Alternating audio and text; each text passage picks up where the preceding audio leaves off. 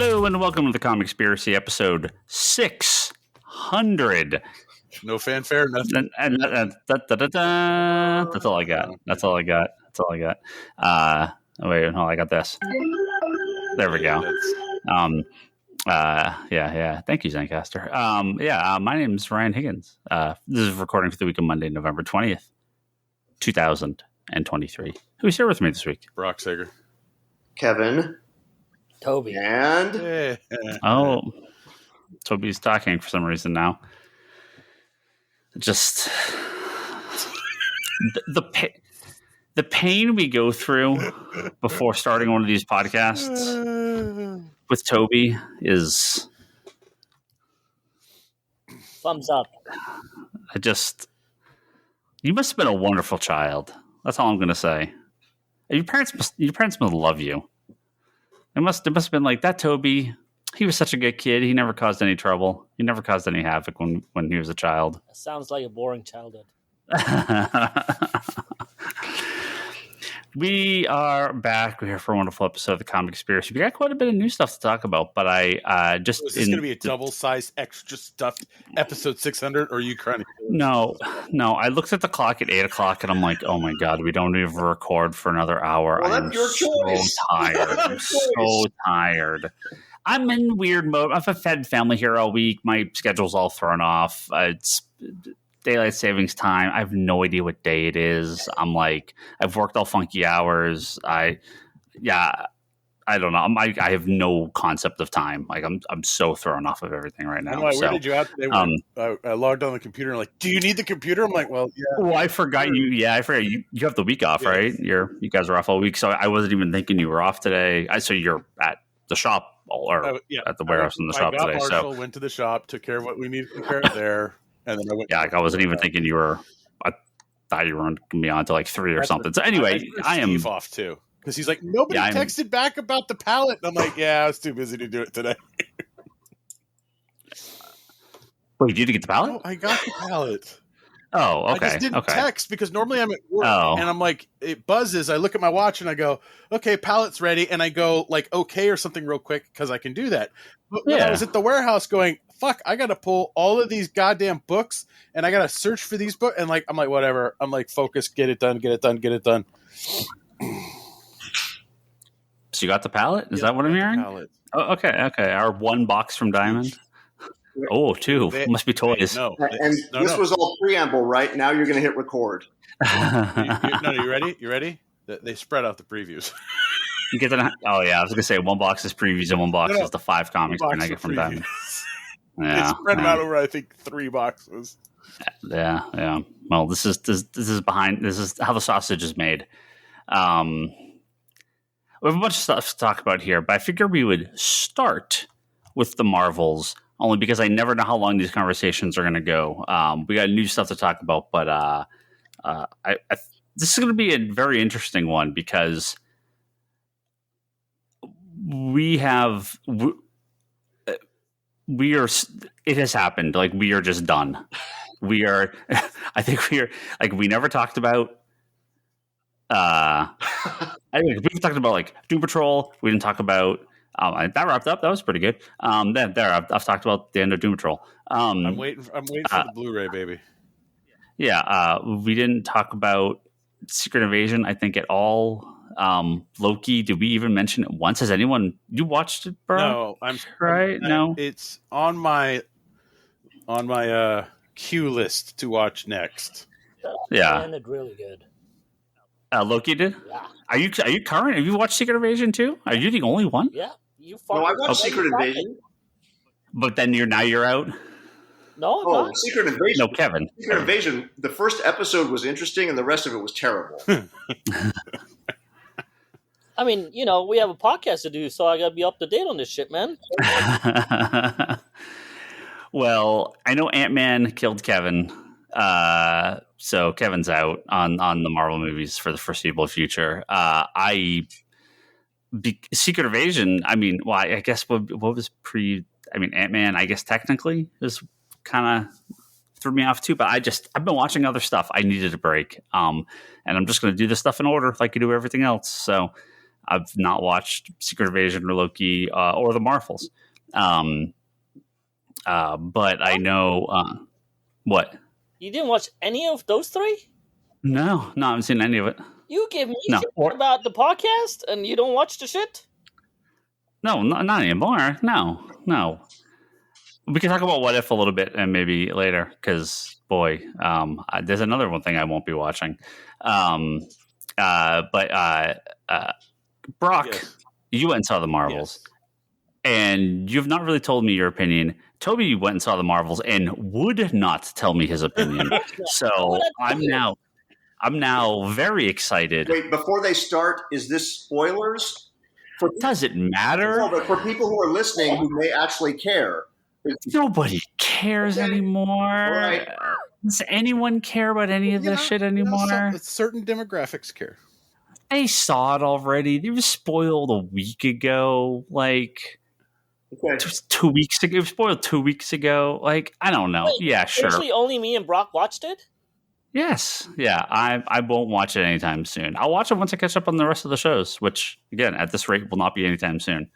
Unfortunately, we're getting a nice break next year. So, Toby, it's my dream, you and Brock as the new Siskel and Ebert. And this is episode 1. Let's do it.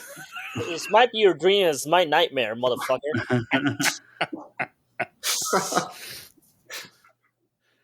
As always, I kind of can get a read on Brock, but Toby's such an enigma. I never have any idea what he's thinking. So, like, light spoilers, I guess. If you want to, spoil the post-credit stuff, we can. I would think that's the only thing that matters. This podcast is going to go a lot better if I remember the move. No, I'm kidding. I will pull up the record-breaking numbers this movie has made. Let's just put it that way, and I'll save the specifics for a little bit later in the podcast. But record-breaking, but probably not in the way you want.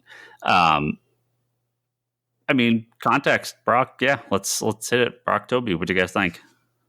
Toby, by all means. No, your letter starts with B. It goes first.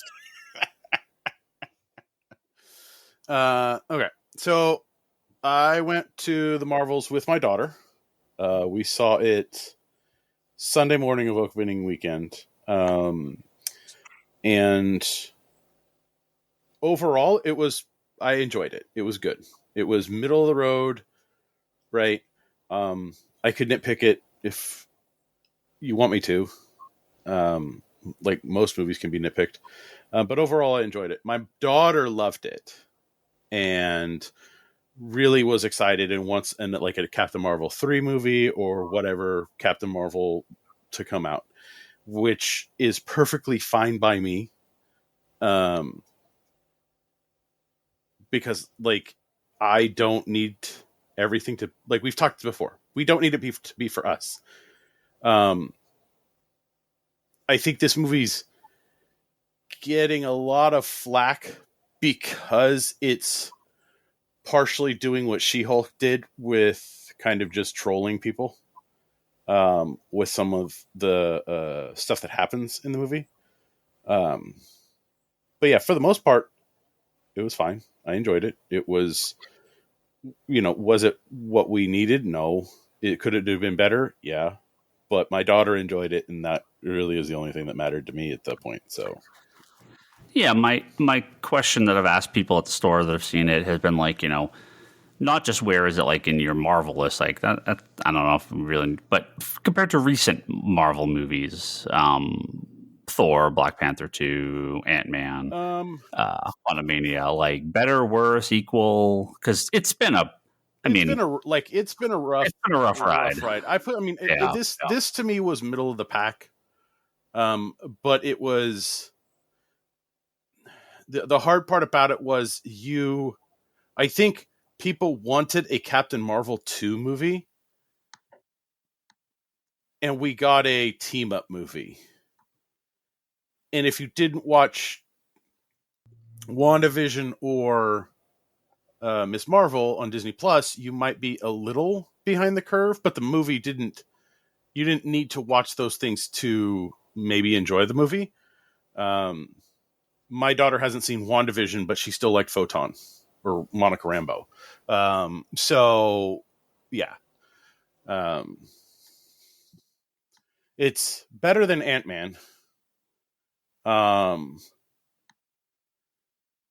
again, I think it's like it kind of falls into the category that Black Panther 2 fell into, where that had to be changed because you lost the main actor, right?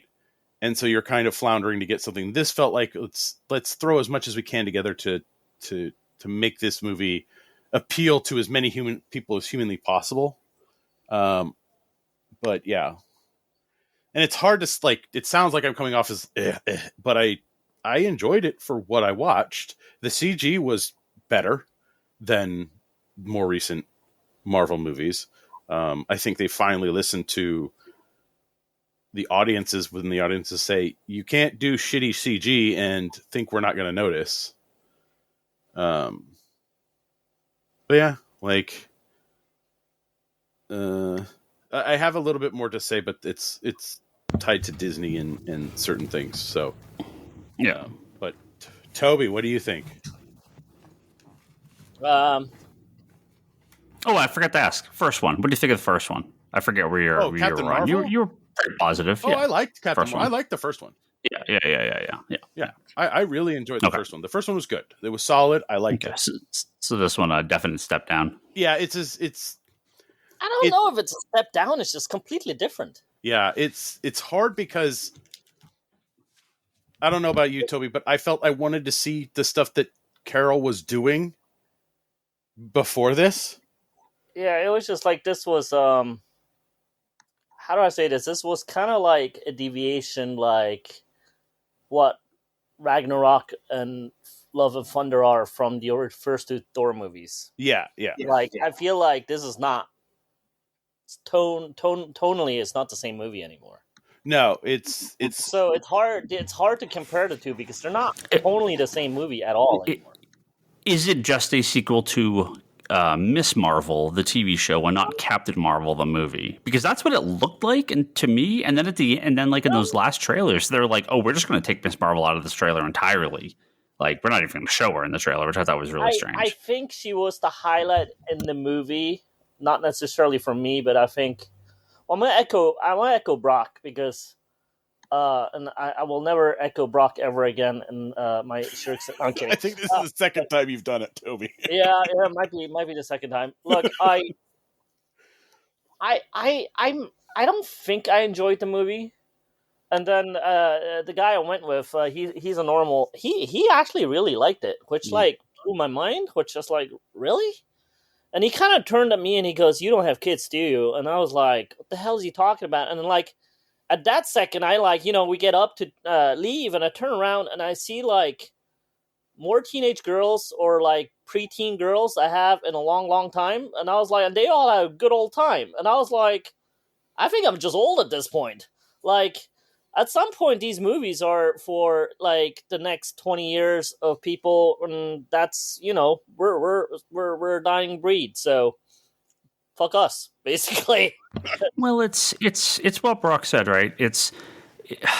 I remember where I remember if it was on the last episode or in the Geek Box or something, but when you're trying to make movies, when you're trying to make something for everyone, that means you're making it for no one, right? Because you can't.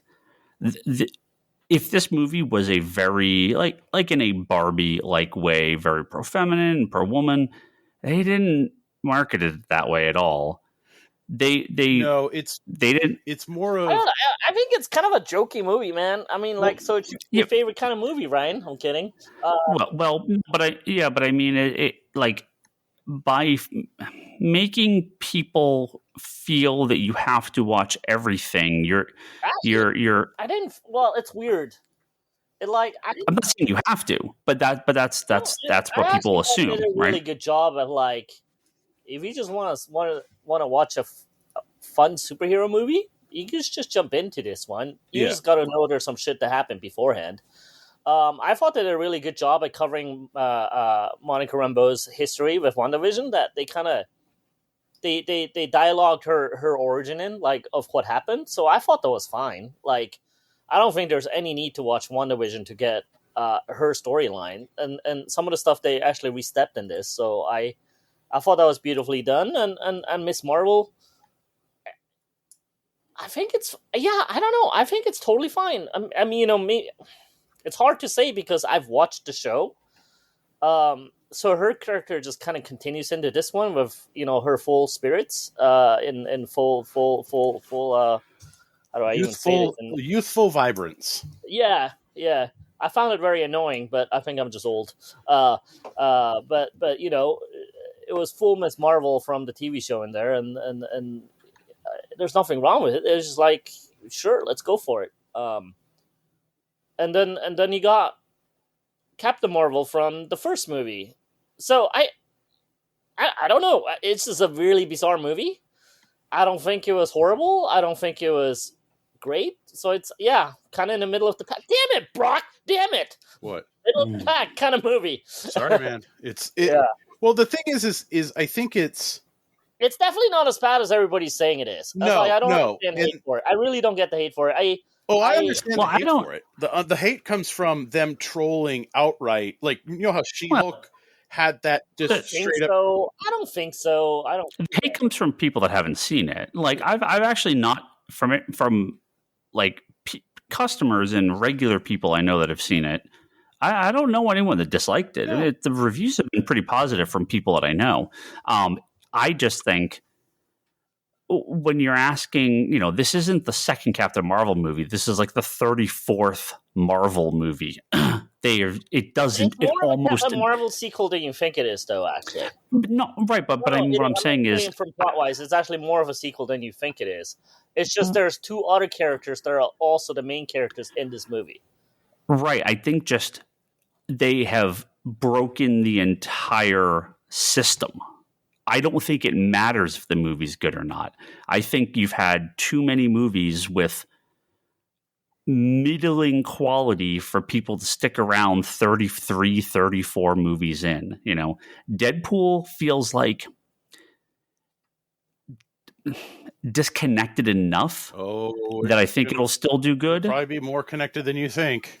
But that's my fear, is that Deadpool 3 might not actually produce the way people wanted to. We could go into this rabbit hole if you want, but I mean, I feel post Endgame, they just handled it horribly. Right, and that's what I mean. It's not the specific movie. Like everything pre Endgame felt like there was a vision. And whether there is or not on the second phase, I guess this is this third? Maybe it's the third phase. Whatever this current phase is. Phase 5? Yeah. Well, all right. Well, whatever this post-Endgame phase is, I feel like the Vision either is gone or they completely lollygag themselves through it. Like, yeah, I just think, like, look, you got a phase called the multiverse, basically, or whatever they're calling it. I feel like if they went into it head first and really planned it out, and maybe they have, maybe I'm completely wrong about this, but it just doesn't feel like they did, and therefore we have like really, really, really random movies that may not go together really well at all, like. It's hard to explain, but yeah. It was an enjoyable movie. It was not horrible. It was not the best. It's to me. I mean, look, I actually enjoy Black Panther 2 quite a bit, and it's not that caliber for me, but it's also a different kind of movie altogether. Like, this is definitely a more family friendly, more comedy, more adventure-y movie. That leads into what I have to say. No, go for it, dude. So, with everything that's been going on with the Disney Plus shows, with what we've been seeing in the movies and stuff, and kind of that, everybody's seeing, oh, look, Young Avengers, right? Everything's popping up. It just feels like they're Disney channeling the MCU. Right? A little bit, but that's what I mean. I actually think they're starting to cater to a younger audience to build the next 10 to 20 years. Yeah, that's actually what I think they're doing. And the thing is, I'm looking at the crowd, I see like these 10-year-olds, in 5 years they're 15, and another 5 years they're all 20-year-olds, and we're like, what? We're going to be older. So these are going to be their target demographics that they're building up now. So from a business standpoint, I kind of see what they're doing. Yeah, from a business standpoint, I see what they're doing, and that model worked. That model works to a point, but I think the issue is if you take an existing IP and you try to do this to every IP that you have, right? Like take Star Wars for example, right? You don't have to watch everything in Star Wars, even though they're pushing you to do that now. But before you could watch the cartoons and just enjoy the cartoons and then go see the movies if you wanted to, right? Like, I think they're haphazardly trying to make content that will hopefully snag people to watch other content. I mean, it's kind of funny because that's what made the Marvel Cinematic Universe cool. Because for the first time, we got like a universe that was like in the comics, where any character could pop up in anything, right? Like, right, but once it starts to fail, it falls apart very, very quickly, which is where we are now. The movies are like look and feel so much like comic books these days, right? Where I mean, one bad creative team on a book can tank a book, right? Tank interest in something, and you're constantly trying to throw darts at the wall to say, oh, is this going to stick? Is this going to stick? Instead of really focusing on the quality that you're putting out, you're just trying to get quantity out because, you know, more is going to make. Well, right? Again, like this as a singular movie, I actually don't think it was bad. So no, like if this was the third Captain Marvel movie, I would be fine with it but I think too much time has passed from when we saw Carol Danvers. I mean, we've seen her in other things, but we haven't seen her doing what she does, right? It was done in all flashbacks here. Well, I'll be honest with you. Like, in a universe where people are flying to different planets and different worlds, the fact that she can't find a home for these Skrulls is kind of weird after all these years. That part is a little weird. Especially when, like, spoiler, something happens and she just calls Valkyrie, go, hey, can you house these Skrulls for me? And she goes, okay. Like, wait, what's she been doing all of these years in space trying to find a home? Like, that part is a little weird to me. You know, especially after Secret Invasion. Like, did they? I mean, maybe I missed it, but I don't think they acknowledged that part at all. Like, no, Secret Invasion, I felt I didn't need to watch it at all from watching this. Yeah, but it's weird because you got the Skrulls in both of it, right? So it's kind of the Skrulls are a big deal in her storyline. Yeah. So the fact that Nick Fury just kind of pops up, unless that's or either are a different Nick Fury, that they're like that he's just kind of like running missions from this space station, like, and doesn't even mention all the shit that happened on Earth, is a little funny. You know, from a connection standpoint. But again, I trying to disconnect all of that. I'm like, just this movie alone. Again, not as bad as people said it was. It was actually kind of fun. Some stuff was kind of funny. Like there's that dance sequence in there with the singing planet. Maybe I wasn't a huge fan of Singing Planet, but I laughed my ass off when that happened. I was gonna say, it might be funny to some people, but that was like a callback to Tobey Maguire and Spider-Man 3 doing the dance sequence. To barf. Me. I was not for me. Let's just say it's. I mean, look, what if that works for other people? Cool. And again, I don't want to take any from any other folks that would enjoy this movie. Look, there's definitely some stuff that was cool in there. Like, I'm obviously, going the 90s Avengers. I like Photon, even though I read her as Captain Marvel. So I thought it was cool to see her in the movie. And then, Miss Marvel, a semi-newer character. I mean, she didn't exist 10, 20 years ago, right? So I call that a fairly fresh character. I mean, that she got to have some screen time along with the TV show she had. I think that's all cool stuff. Mm-hmm. So, yeah. No hate, except for if you ask me directly if I like the movie or love the movie, I'm like, eh. There's plenty in the Lane review, eh? There's plenty in this movie that you could nitpick and say, I don't even want to nitpick.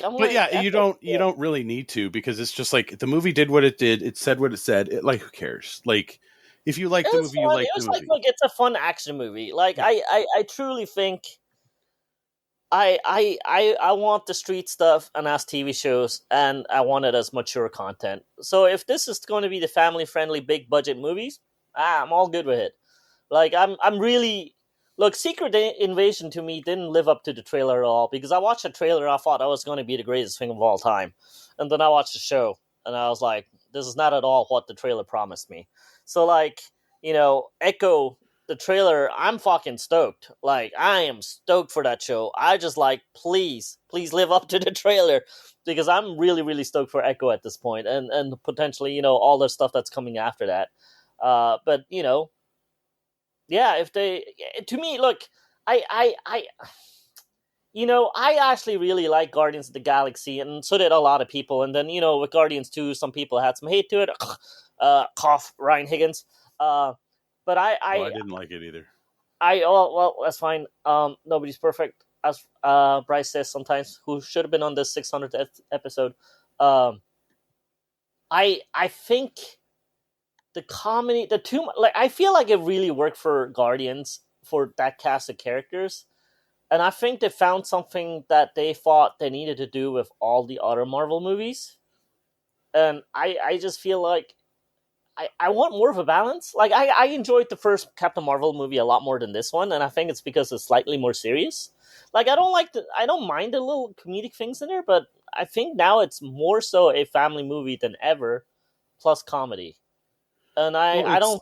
It's the Disney channeling. It's the Disney princessing. It's the Disney. Disney's putting their marketing spin on... So I have to ask: Is the villain actually a secret villain? They were a good guy, and then they magically turn out to be a villain in the back half. She's a villain, and turns out she's doing it for good reasons. Yeah, she's okay, of course, and for stuff that Captain Marvel did to them. Yeah. I thought that storyline could have been fleshed a little better, but like, out of like the history of villains that the Marvel universe has, I just don't understand these random one-off villains. Like, well, the character is not even the character. It's some random one-off nothing villain, and it's like a completely different version. The history of Marvel characters you could choose. Yeah, I literally had never heard of this character before I looked them up, and they were in like 2 books. It's and this is what's happened with so many of the Marvel movies, is they're like, well, we have the name, and that's it. Yeah, we don't have the power, we don't have the story, we don't have the origin. That part I find fairly lame at this point. And I've been saying this all year long. When you have the comic people no longer involved in the comic things, they start to get really bad, because this is what happened, generally speaking, prior to the MCU. Some worked, right? Some worked. But there's always something funky, right, Toby? You were always like a little, like, the X-Men movies never quite felt right to you, right? No, I hated them. The Spider-Man movies, a lot of people have sort of kind of turned on. I still think they're really good. I think it has the, but you get the organic web shooting, and you get stuff that just, it sort of takes away from the real character. Whatever you think about, like, clearly watching X-Men 1 in San Diego, was with my high school friend. And she turned around to me going, "You loved it, right?" And I was like, "I actually did not." Like, I was supposed to, right? This is like everything I was like waiting for. And then I watched the first X-Men movie, like, no, I don't actually. No, this. Well, like, even with like the '89 Batman movie, and Batman Returns, they're pretty different from the comics. But you sort of, we kind of just took what we. At least Burton had a vision, like. You know what? Sure. Like that Batman '89 and the Batman Returns, they were in such a style where, like, I'm cool. I mean, like, that's just a different take. Like, I'm like right. Burton take on it, right? So I'm down. You got that darkness that they were bringing into the comics, right? But you made a lighthearted darkness with Tim Burton, right? And then he kept that kind of quirky, little bit zany, but still kept it serious, right? Stuff that you saw, like, was it 60s is when it was kind of, because you have Batman, 66, you have all of that stuff where they're kind of campy, right? And right, but what I mean is, at the time we didn't have anything else, so they were great, right? When people would go, there's not a Punisher movie at the time. Right, when comic fans would have complaints, it tended to be, well, they changed the origin, they changed this. It's not really the character, but whatever, it's good enough. That changed so dramatically with the MCU movies that like, oh, this is pretty accurate, way more than most of the other movies have, and I think we kind of got spoiled with that. And when you know, Venom, all the Sony non-Spider-Man movies that weren't done by Disney, like Morbius, you're like, well, like, this feels like some movie from 2002. Like, it just feels so off, right? I mean, I don't want to agree with you either, Ryan Higgins. What's going on in this world? So, and that's my fear with all the recent Marvel stuff, is if the comic people aren't really part of this anymore, you're like, well, you have the name Secret Invasion, but it's nothing to do with Secret Invasion. I mean, I would have been fine. Like, dude, that trailer was badass. Like, just like, I don't know, man. That show fell apart fast. And man, that they had we never talked about that show, right? They had the Super Skrull in it. I'm not just like, yeah, I don't know anything about it. Oh my, I was like, oh no, don't do the Super Skrull. No, please do not do it now, because that's a very Fantastic Four-centric thing. I'm like, don't do it here. So yeah, I guess, shit. I think you have a point, Ryan Higgins. Like James Gunn, right? With Guardians, what I said with that, right? It's tonally, it's got its humor, but it's pretty dark. The villain's dark as hell. He's a comic fan. He can, but it's different. Like the three Guardian movies. I know you don't like all of them, but hate it or love it, they feel like they belong together. Right, like they're a one vision, James Gunn's vision, and yep. like so I'm happy with that. So like and that's why I think Batman works. I think that's why Guardians work. And hell, phase 1, 2, and 3. I mean, some of it was a little different, but at least I think Feige was running it with an iron fist that they all felt kind of at least together. And then you got the nice wrap up. So again, it's the vision, right? So it's the long term vision for it. So that I think is just kind of lost right now. Yeah. I think that's pretty clear. And especially with everything we've heard about the upcoming movies and Captain America getting like completely redone, Blade wasn't even the main character in his own movie. Again, who knows how much? It's all rumors. Who knows how much of that's true? But Captain America's going to do some massive reshoot. No, I don't know. Yeah, I mean, so clearly no one's running the ship. They're just not. There is no vision for this. There is no path. I think it's for it, it's get to the X-Men as fast as possible, so we have some successful movies. Okay, I have some stuff to say about that. So. Yeah, we will go into spoilers for the only things people actually care about, and I will say, even though I haven't seen it, boy, did I fucking call the Young Avengers. Okay, like let's just put that on. Well, that was put that on paper. Even with all the characters they were building up. Everything that they've been building up since Endgame, it's all been aimed at Young Avengers, at the new but they're not going to call them the Young Avengers. They'll call them the New Avengers. So with the X-Men and the Fantastic Four and all of the stuff that's going on. When I saw the end credit scene in the Marvels, which, basically said. So there's two, right? So I mean, there's one that's important. No, there's two. There's two. There's the Young Avengers one, right? It's the Miss Marvel is. We're full spoiler, obviously now, right? Yeah. We got the Miss Marvel recruiting Kate Bishop, which I thought was cute. I again, it was not my kind of humor, but again, I'm like, for what it is, it was cool. It was cool. It was basically just a mirror of. Yeah, and I think that was the point. I think that was the point of it. Well, no, it's a mirror of what was going on before, but it's also a mirror of what I can't remember her name. Natasha's Black Widow's sister did with. Because she's basically recruited the same way. The whole recruiting process is similar to Nick Fury. I think it was a complete throwback to Iron Man 1. Isn't that just what it is? Yeah. It's just a throwback to Iron Man 1 with Nick Fury just standing in Tony Stark's thing. I thought that was fun. That was cool. But let's move to the second one. Which, by the way, neither of them I got spoiled on. I was pretty impressed because I guess I don't really go on the internet anymore, and I didn't get spoiled in either one of them. But so while that one went on, and I was like, cool, because I actually like the Hawkeye show, so I was actually kind of stoked to see Kate Bishop. The second one, I should be happy about it, but I was just kind of like, really? I feel like it's a desperate plea for attention at this point. So when I saw the second one, which is basically, is it Kelsey Grammer, right? It's his voice. It was him. It was him. Yeah.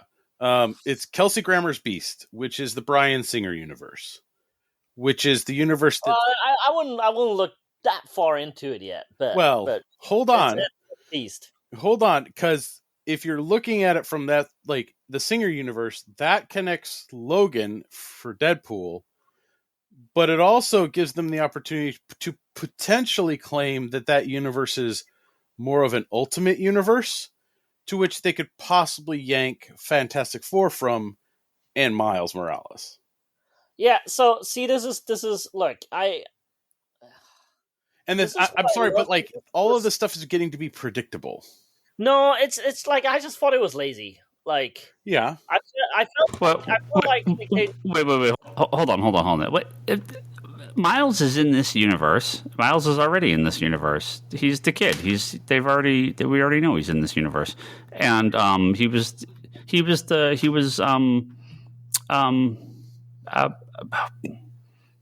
the hell's his name? I can't think of his name. Donald Glover's nephew.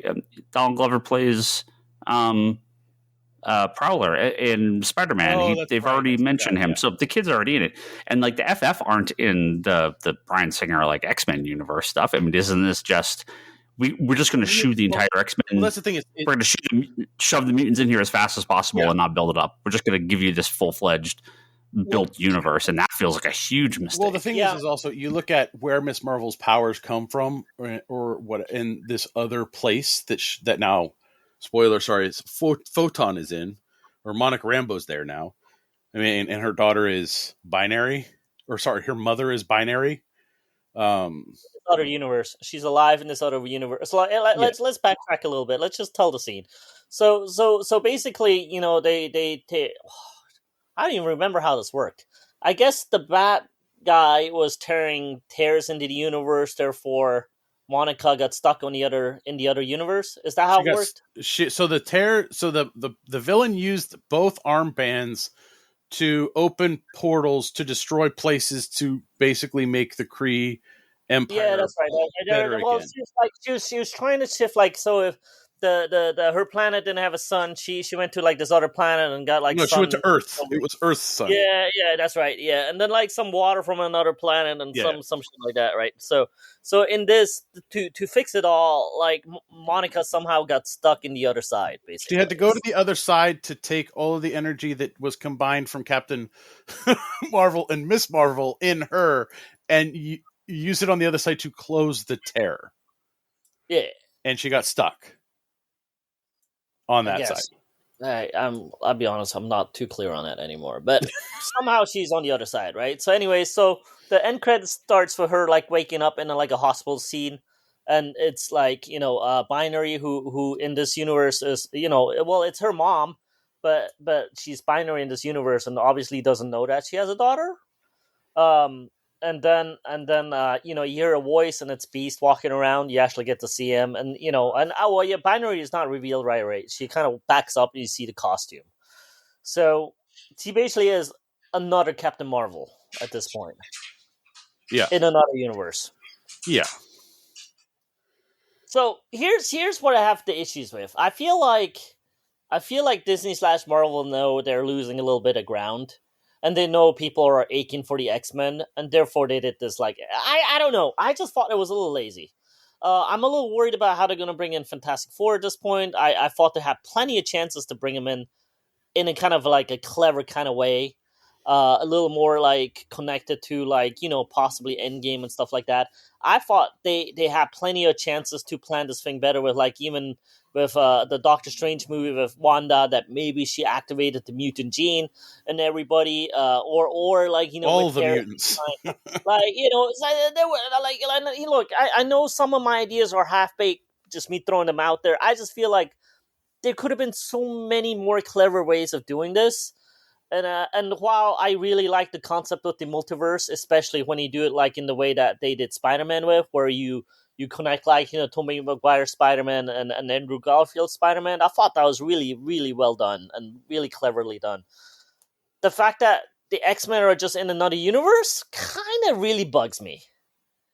Like, I just thought that was maybe too easy for them to do it that way. So that's just my 2 cents. Well, and Miss Marvel. Well, we don't know. Miss Marvel sets that because the bands are from that universe, and her mother's from that universe, right? Or no, her grandmother. They could have Deadpool 3 be the thing that like brings all the mutants over, combines the universes, or something like that. But then I feel like, man, you gotta get off this multiverse thing. Like, it's just not special when it's the only story that they've done now for like 3-4 years. You have to have some real natural buildup. Well, no, I think it was cool when they play with other movies that are not supposed to go together. Like, the connecting the 3 Spider-Mans was cool. But now that you have the X-Men just sitting in another universe, maybe, look, Brock maybe has a point. Damn it, Brock! This might be a new thing here, where maybe they are referencing the Singer universe or the Fox universe. It bugs me a little bit. I thought they were going to full, MCU X-Men, like start anew. So maybe they are referencing those movies. Man, I don't know. Look, I think what I told Ryan here, we're coming really close to a major Marvel crisis, and I mean crisis as in the DC crisis, where they're going to have a blow up of the multiverse stuff, and then kind of establish the one true timeline with the one true characters afterwards, because this is becoming a little too much, maybe. Well, yeah, and that's what I mean, right? I mean, you're asking people to know references to 25-year-old movies that maybe half the audience hasn't seen. Yeah. Again, that sort of stuff is cool to a degree, but if the only thing you're doing is like, look at the cameo, look at the special thing, like, that's meaningless, right? Like, that's not a story. Yeah. So, the cameos used to be meaningful, right? It used to be like the cameo was something that it was a nod to the people that were in on it. And at this rate, when do you think they're going to pick up on this photon binary thing? Well, Never. I don't think any normal know about any of this. No. But when would they even pick up on this? Who knows? At this rate, never. Right? Like, there's so many of these secondary plots kind of just get lost because it's like we never come back to this. My thing, like, especially with the Fantastic Four, is that are they just going to jump to Franklin Richards? Like, they're doing the Young Avengers stuff. Is Franklin just going to be part of that group because that's age, demographics? That's who we need to aim the movies at. I don't think that's going to happen, but maybe. I don't know. But I mean, Disney does that. They Disneyfy things to get that audience over and over again because they want the young audience. I mean, everybody knows Jar Jar Binks, right? Like, well, that was a Lucas thing, but you shove something in and people don't like. It's funny you should mention that right now, actually, because there is a generation of kids right now. To them, episode 1, 2, 3 is the Star Wars. To them, Anakin is the fucking man. To them, Luke Skywalker is kind of whatever, and that kind of blew my mind a little bit, and that made me kind of take some step backwards and kind of appreciate Marvels in from another light or from another angle, right? Mm-hmm. Because I that blew my mind. There's a generation of Clone Wars fans out there, right? They grew up on that, and not on the original trilogy of Star Wars, and they're legit Star Wars fans. They're just not original trilogy. It's people. Blows my mind. Again, we're getting old. Well, it's you have to keep things fresh and you have to keep things engaging. And it's comic books have been doing this for God knows how long, right? Like, you have to evolve or die, or you have to change and die. Well, I think that's what they're doing right now, actually. Yeah, they're going through a downturn. Is it though? But that's the problem, right? If Marvel, they're trying to appease both audiences, and that's basically impossible. Yes. If you want to have a Young Avengers show and you want to have all these characters, that's cool. But when you're asking, older traditional fans And I don't necessarily mean that in any sort of like racist or sexist way. I'm just saying these are, characters that they grew up with and they like. And then you're trying to put in younger, different characters. That is conflicting from both audiences. If they went and said, yeah, we're going to do a Young Avengers on TV, we're going to have all the TV shows be a younger crowd because they like streaming and, they're less likely to go to the theater and, blah, blah, blah, whatever. I think that'd be fine, right? I didn't watch Runaways. I didn't watch Cloak and Dagger because those were really aimed at a young audience. But I was like, that's fine. There wasn't like, oh, you have to watch this because Steve Rogers is going to be in a couple episodes, and like kind of shove in, like it just sort of tonally doesn't match. The whole point I'm getting at with the comic books. Like, it's how many times have you read a new comic book series where by issue 2 they're shoving another character in to make sure sales stay up? How many times has Spider-Man showed up? Yeah, they've always done that though. They've always done that now. Right, the movies are doing that. Yeah. Watch of course. Like, and the thing is like, I get it, but you're gonna burn people out, and like when you do that, you lose them. And we have the same thing. Issue 1s sell decent, and then tanks for the next few issues, and then you sell the number 1s, and they never quite reach that same high level, right? And I think we're seeing that in the Marvel Cinematic Universe, in that they're trying again to pump it for everybody, and it's like we don't need and there's too many things coming out all at once, right? You have so much quantity that you're not focusing on the quality of the product. Oh, yeah, but not anymore. That's what I was saying. So it's we're getting our break whether you want it or not. You're getting it. So, but overall, I think Marvel's will find a place in the MCU, possibly as something just that's a fun movie that who knows? I'll tell you what, though, I find it more watchable than the last Ant-Man movie. Yeah. I definitely, I really did not like that movie. I'm sorry. Well, it's because I think, Toby, what you said earlier was Ant-Man, or like Guardians 1, Guardians 2, and Guardians 3, despite having certain differences in tone with humor, overall felt like Guardians movies. Ant-Man 1 and Ant-Man 2 feel like Ant-Man movies, except 3 doesn't. Something else. Yeah. So it's the same thing with Thor. Like, the first 2 felt okay, but the last 2 felt completely different from even the original and themselves. Yeah, so the funny thing is I thought Ragnarok worked really well, while Love and Thunder went horribly wrong. It was almost like Taika got turned up to 12, and there was no one to dial him back down just a little bit. So I think like that just went overboard with Taika humor. Well, I actually really enjoyed that guy, and I'm really looking forward to watching his new movie, the next goal wins. Oh my god, I can't wait to watch that movie. I actually really, really excited about it. But let me know if reviews are very bad. Are they? Yeah. Well, it's a good thing I don't give a shit about reviews. I know. That's why I said I was kind of interested, because I do like him, just not on Marvel stuff. But the reviews have not been kind. Aww. Did you like Jojo Rabbit? Yeah, it was really good. Yeah. All right. Well, I'm really excited for that one. But look, I actually love Ragnarok and went completely 180 with Love and Thunder. But I think that's also because just way too much humor. I don't know if we ever talked about it. Like, at first, because I heard about the extra humor bit, at first I thought the beginning of the movie, I was like, the dude is just telling the story, therefore I'm okay with it. But then they stuck the whole movie with that stuff, and I was like, wait a minute, that's not cool. Whereas, like, I think Ryan and I are the opposite. We completely hated Ragnarok, but with Love and Thunder was a little bit better. No! Yes. No, you guys did not. I hate No, you did not. What? We had this conversation. Yeah, I know. I hated Ragnarok, and I think Love and Thunder is no different. Okay, I think it's the same movie. That's what no, I don't think it's the same thing. But that's what I expect out of Ryan. Like, I think for me, Love and Thunder, I liked.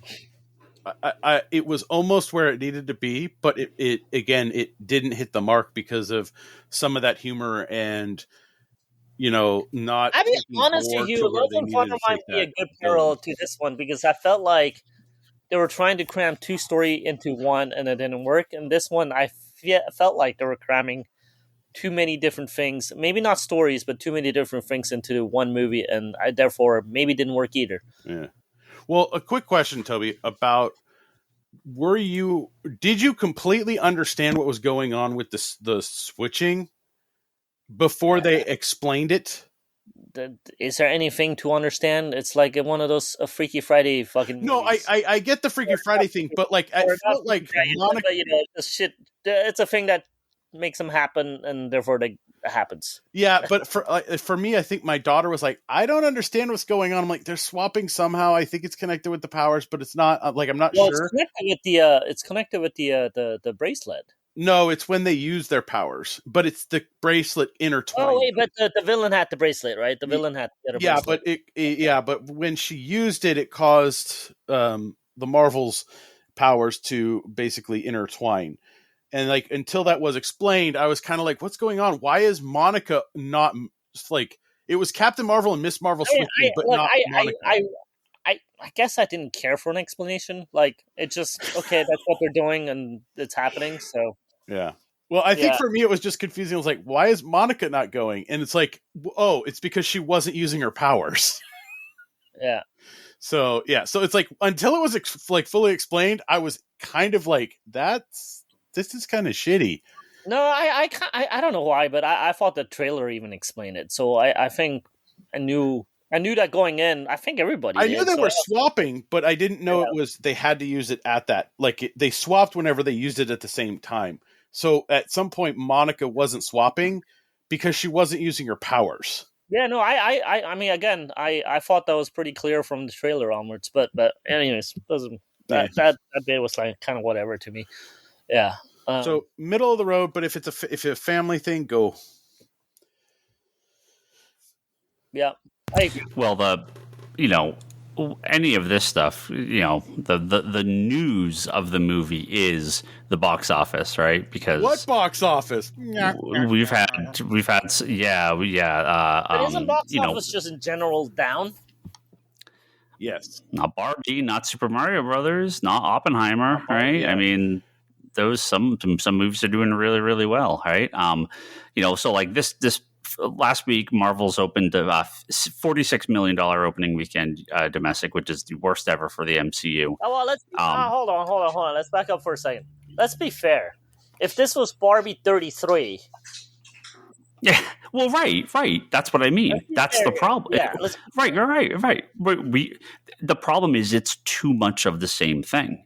That's the entire problem here, right? Now, the DC movies, it's partially superhero fatigue. It's partially the lame duck status of DC. It's how many of you guys watched Blue Beetle in the theaters?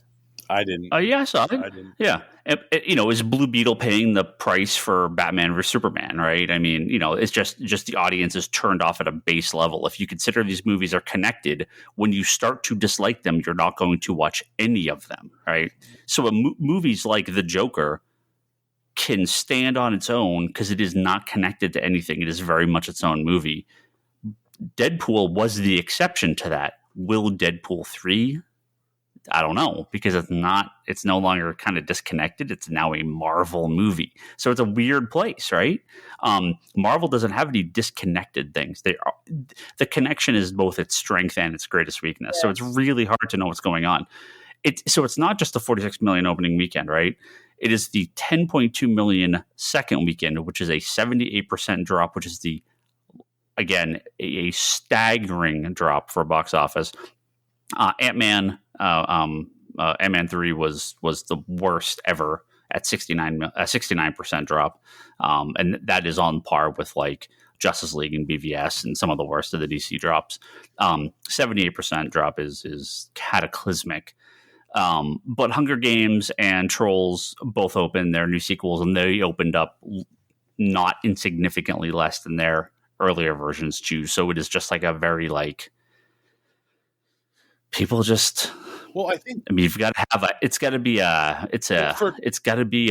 genre-defining movie, or people are just out. It has to be something that's worth $20 Yeah, and honestly, like I don't give to like. Am I going to pay $20 for Blue Beetle? No, because look, I bought my Aquaman. I bought my Aquaman ticket when it went on sale today. I'm now one of 3 people that bought the tickets for my theater today. That is probably not going to change before the release date, right? I'm not, think of it. You go back 10 years, a Marvel movie, they would sell out every single seat, every single theater, and be adding them through the course of the day. Now, midnight releases became 7 o'clock releases. Yeah, they don't have them anymore. No. Yeah, midnight releases would sell out, and they would add more. Now the 7 p.m.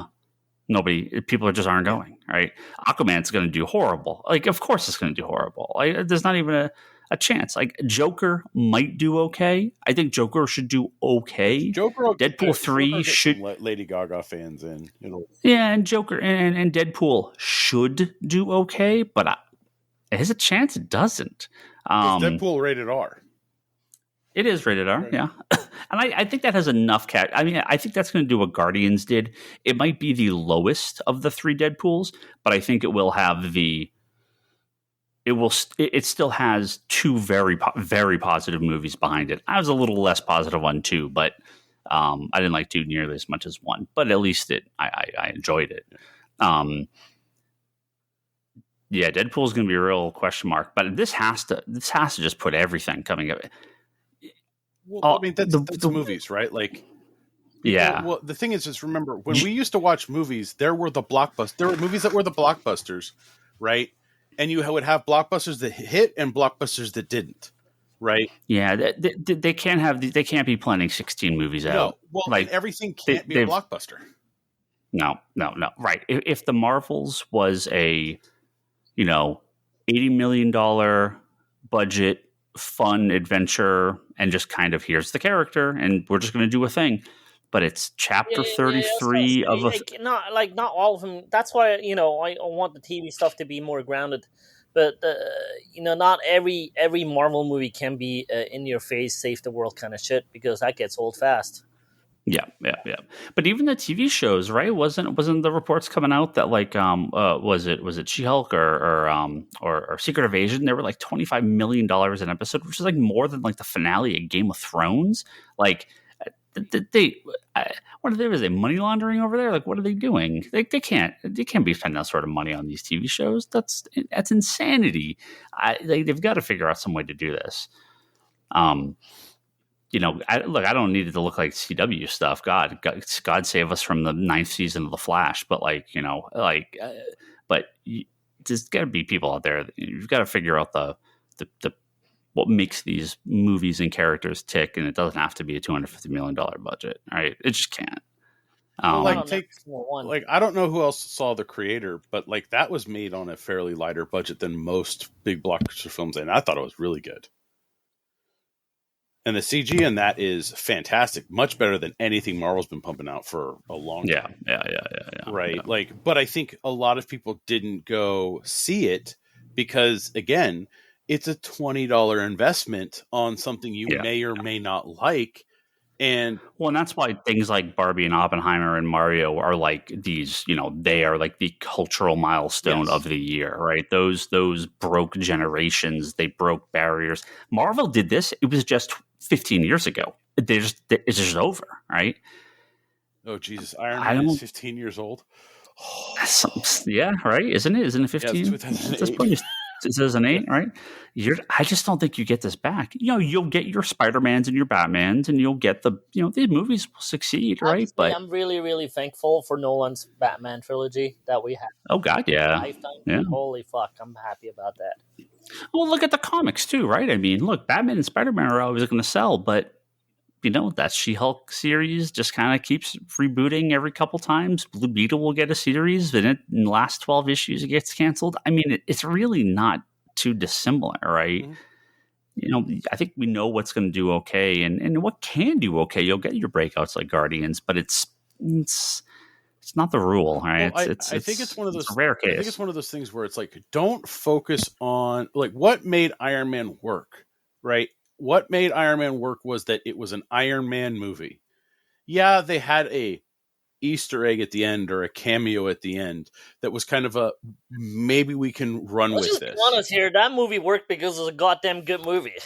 Well, yeah, and but it had something that said maybe there's going to be more. But we've talked about this on the podcast where it's like you're not watching the movie for the movie, you're watching it for maybe we're doing more.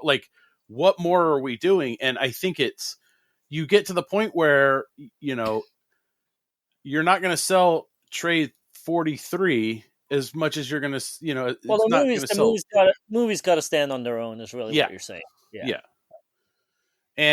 But it can't be reliant on having something that's going to connect to something else every. I honestly think they tried to have to stand on its own, and I think they actually maybe in some ways actually succeeded on this one because I think this could be a random one-off in a family of 50 movies. Yeah, you didn't need to see anything really because they did enough flashbacks and talked about things, except for maybe Miss Marvel. But yeah, I mean, I feel that the movie could have had a little bit more padding and it would have been fine either way. This feels like how BVS was a sequel to Man of Steel. It's probably the best like parallel. Yeah. Like if Captain Marvel was like Man of Steel, this is kind of like BVS because it became a team up movie. Yes. Like, yeah, I think that's my. Yeah, I think I'm gonna go with that one. So the Marvels is the BVS MCU. I mean, like, just from how it felt like different. Oh yeah, like, no. Like, I wish we got a real, true, Man of Steel sequel, and now basically BVS is. So, yeah.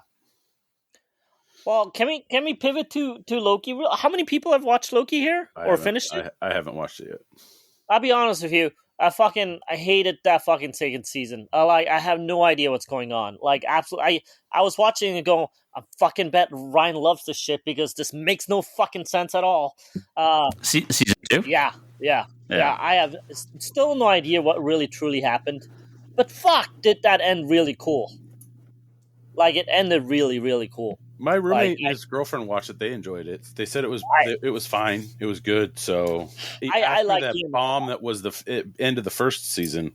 No, I really, really like how this one ended. I thought that was really, really cool. I really like where Loki is. I'm not going to spoil it now since nobody here watched it supposedly, but it's on my list. I just haven't had time. I really like where they left Loki. I thought that was just well done. It was super well done. Even though you confused the whole time? Well, some of it started making sense at the end, explaining some of it. Okay. But yeah, watching the second season was a little bit frustrating. I was definitely thinking of Ryan Higgins a lot. I'm like, this is... Were you lost? Well, I wasn't lost, but I was thinking of Ryan Higgins, and this pissed me off even more, I think. Well, they are now, right? This is another massive problem, right, with Jonathan Majors. I mean, it's like every day there's a new report that something is changing and nobody knows anything yet. Nothing's official. But yeah, it's dude, I almost possible like they're going to wrap up this phase and start over and call it Doom. I mean, that's what people want. What Deadpool 3 should be is Deadpool kills the MCU. That's the crisis. That's their crisis movie. Is right. Deadpool's. And Deadpool resets everything. That's fine. Man, that'd be insane if that's the Deadpool movie, though. It'd be funny. That's not funny at all. That'd be complete insanity. And they just announced that they're canceling every upcoming project, and they're scrapping Captain Marvel 4 or Captain America 4. The rumor that Deadpool is actually killing the Fox universe? I think that's one of the rumors, actually. Oh, I wouldn't be surprised if it was like he kills a universe here. Yeah, I don't know. I'm really, really, really worried about that. Yeah, it's another big multiverse time travel team up thing, right? It's him and Wolverine and not Venom. Who else is supposed to be in it? Know. Other characters are supposed to be in it. So it's like, all right, here we go again. Like, it's fun, and again, they'll have fun with it. So I expect it'll do. I mean, it's hopefully okay if the humor's right. That's the thing, right? What has worked in the MCU before, right? The Russo brothers stuff. All that seems to work. The gun stuff, for the most part, overall, right? When it's the same kind of guiding force behind it, I feel the stuff does really, really well. When it has one thing here and one thing here and like completely different feelings and stuff, Thor, Ant-Man, like you don't have it anymore, right? You lose it. Okay. And Captain Marvel too, right? I mean, different director, different writers, totally different. Again, I'll go back to the lack of vision, right? You in the original run, you had Iron Man as a pillar. You got Cap, Thor as a pillar. At this point, is Captain Marvel a pillar? Maybe. Like, who else? Thor, kind of, not really, but are the kids a pillar at this point? Not really quite set up yet. Like, it's like all just a little wishy-washy. So, I'll think they'll figure it out. I think they're taking a break and they're going to readjust and we're going to be fine. So, yeah. We'll see. All right. Done with the Marvel talk. That's my hope. That's my hope. We're done with the Marvels talk? Yeah, that's my hope too. Well, I did have one more little piece of Marvel's thing here. And I did there was a DC thing to talk about. There's a DC thing to talk about. Movie. What's that? Well, Aquaman? He originally was up for trying out for Superman himself, I thought. But he is now Lex Luthor. Yeah, we'll talk about that in a second. But I did say Iman Vellani, who's Miss Marvel. I did actually like her comments about. She was asked about the box office and everything, and her comments were, I'm paraphrasing here. She's like, "That's basically that's for Bob Iger, not me." Yeah. I'm happy with the movie we made, but yeah, her line, yeah, that's for Bob Iger. The financial because the movie has nothing to do with her, which is like that's pretty good for her. That's pretty good maturity for her. That's awesome. Yeah. It's just like that goes back to the whole thing of like you can't have a blockbuster every single time. Well, you can't control that sort of thing. Yeah, look, and there are definitely people out there, and I would hope people think it's not. I'm not one of these people or Kevin, but there are a bunch of racist and sexist and misogynists that didn't go see this movie. That has nothing to do with why I didn't see it. I didn't see it because I didn't see the other stuff. I'm going to watch it all, and I'm just burned out. Yeah. Like, it don't matter what this was. Cap 4. I don't know. Like, I don't know that I want to need to see. Like, I'm just so I'm taking the break Marvel should have taken. Right by 2025, maybe I'll be really excited to see these movies again. So there's not much coming. So I'll dole it out slowly. It goes back to like. I don't want to watch Star Wars every day. Star Wars was special when it came on because it was like, holy shit, Star Wars. Oh, dude, it was special as fuck when Episode 1 came. Like, yeah, magical. That was magical. Right. And now I'm like, I haven't watched Mandalorian. I haven't watched Ahsoka. I haven't seen any of it. I'm like, I hadn't watched them, but then I sat down and binged Andor and Mandalorian 3 and then Ahsoka, and I was like, okay, cool. I got my Star Wars fix. Right, but I didn't get the fix when they like. Here's Andor. Here's the. I'm like, Andor is fucking amazing.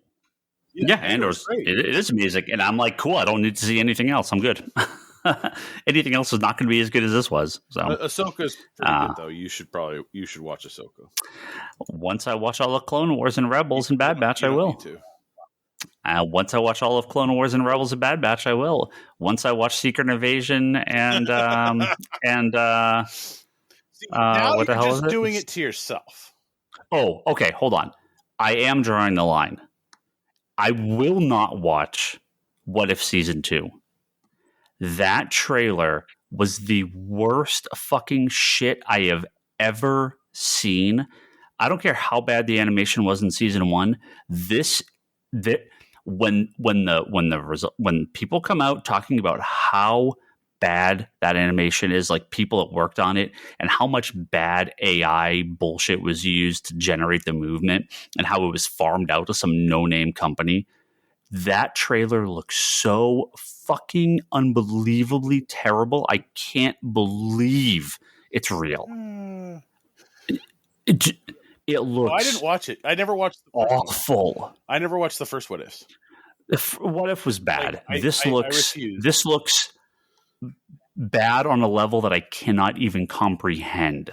Where's X-Men 92 at? We thought that was supposed to be this year. 97 is supposed to be next year. All right. Supposed to be next year. So, yeah, that got pushed way back. Are you also going to watch Madam Web?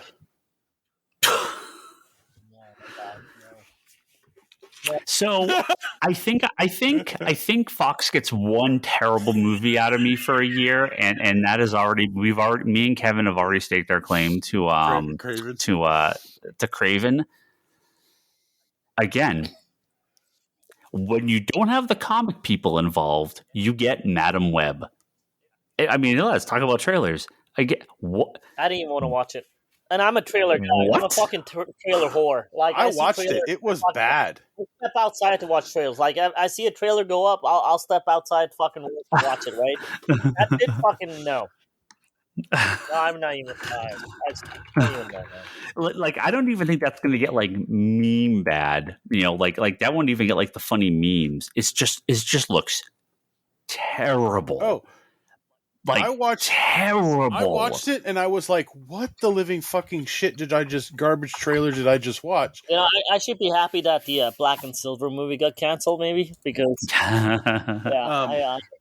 but then people on the internet were like just completely destroying like the cutscene in the trailer where they're standing around talking, and I'm like, yeah, it's pretty bad in that trailer.